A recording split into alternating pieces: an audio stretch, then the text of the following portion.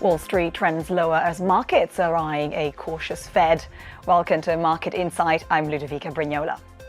US stock indices are retreating after touching record highs for 4 consecutive sessions.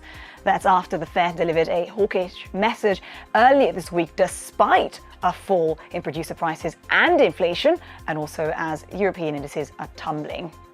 To understand a bit more about what's happening in US markets, we are now joined by Greg Hahn, CIO of Winthrop Capital Management. Thank you very much for being with us today.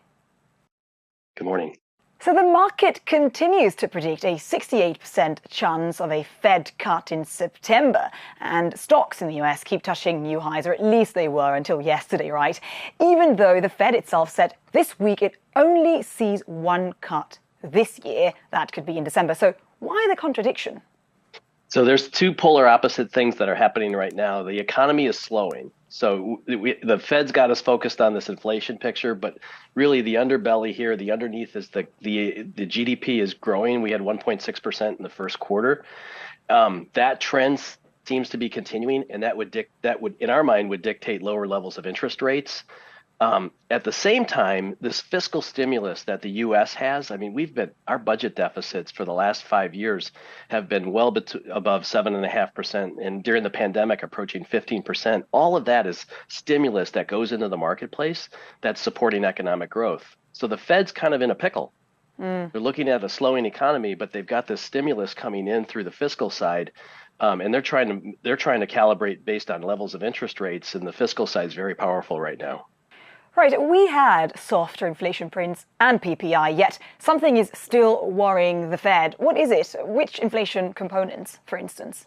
So in the PCE, the what's called shelter, which is our rent, think of it as apartments, is persistently high. We think that has to do with some structural problems that exist in our housing market. So first-time home buyers are basically stuck in apartments. So we're seeing more increases in monthly rents, and that's what's really one of the big issues that's supporting higher inflation. That we think that's a structural issue. But the general trend in inflation continues to be down, but we're stuck in that 2.5 to 2.7% range, and it's not where the Fed wants it to see in 2%. But I personally think that's idyllic on their part. I don't think we're not necessarily going to get there, and their hand's going to get forced to start to lower rates simply because other global central banks are starting to lower their rates. And if they continue to stay high relative to the ECB, Canada, Japan, it's going to result in some problems for the dollar. You said in your notes as well that the consumer sector appears to be losing momentum amid high rates. We also just saw a much lower than expected consumer confidence index. Should that worry investors, especially given that inflation is coming down at the same time? Absolutely. So when you look at the consumer drives the U.S. economy, and structurally, the challenge we have is that our savings rate is declining and our credit card debt is increasing. So the spend that the consumer has, plus you've got this elevated rents coming through on the PCE, discretionary income is going to be a challenge. So it's going to impact consumption. And our consumer is split. The high end seems to be doing okay, but specialty retail is starting to falter. We're seeing that come through earnings. And so we think it's just a matter of time where we start to see this slowdown come through on the consumer side. On the fixed income front, are you still overweight fixed income? Is this going to continue to be a good strategy going forward, and why?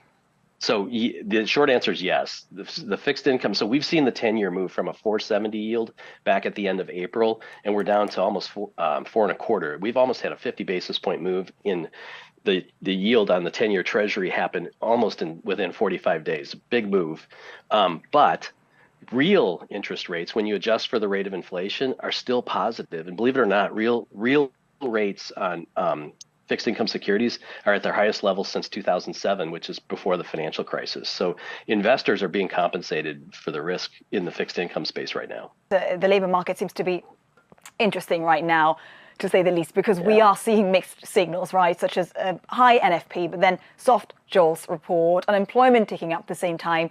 What are the risks there in the labor market?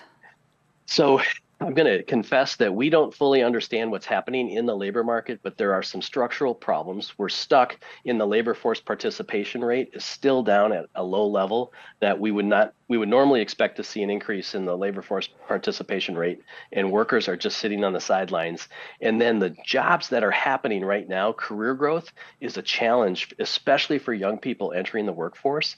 And so we're seeing shifts in like McDonald's is moving to kiosks, so we're eliminating jobs there. We're seeing jobs get eliminated, and people don't want to go into the accounting profession. We need to hire accountants. It's just the more and more people don't want to do that type of job. So we've got these structural problems that are happening in the labor market that we need to figure out, because it's a challenge right now. Thank you very much for being with us today, and thank you for your analysis. Thank you.